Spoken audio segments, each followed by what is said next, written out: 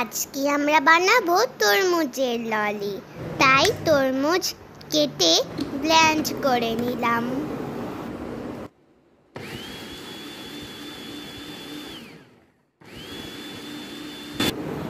এখন ছেঁকে নিলাম।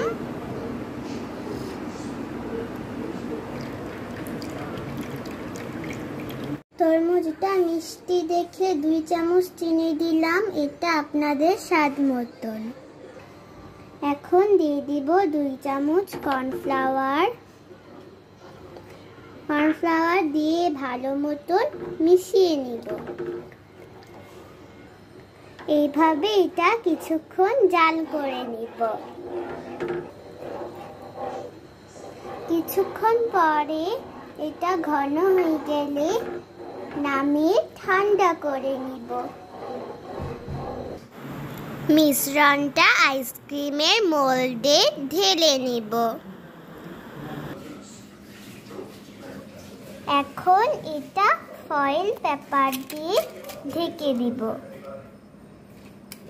তারপরে চাকু দিয়ে এগুলো একটু ছিদ্র করে নিব যাতে আইসক্রিমের কাঠিটা ঢুকতে পারে। এখন আইসক্রিমের কাঠিগুলো ঢুকিয়ে দিব।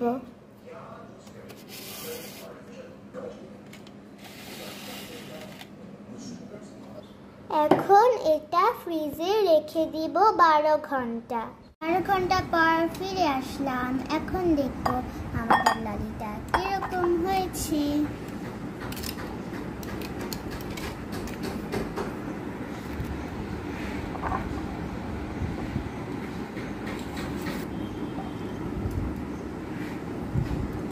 যাতে এটা সুন্দরভাবে খুলে আসে তাই জলে দিয়ে রাখবো কিছুক্ষণ।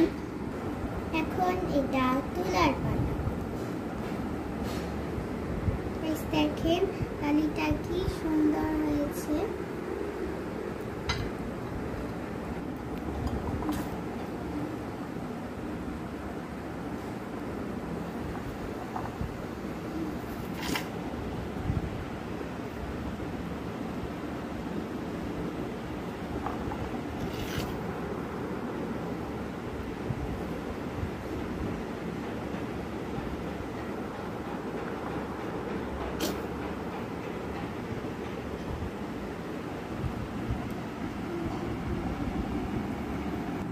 দেখেন কত সুন্দর হয়েছে।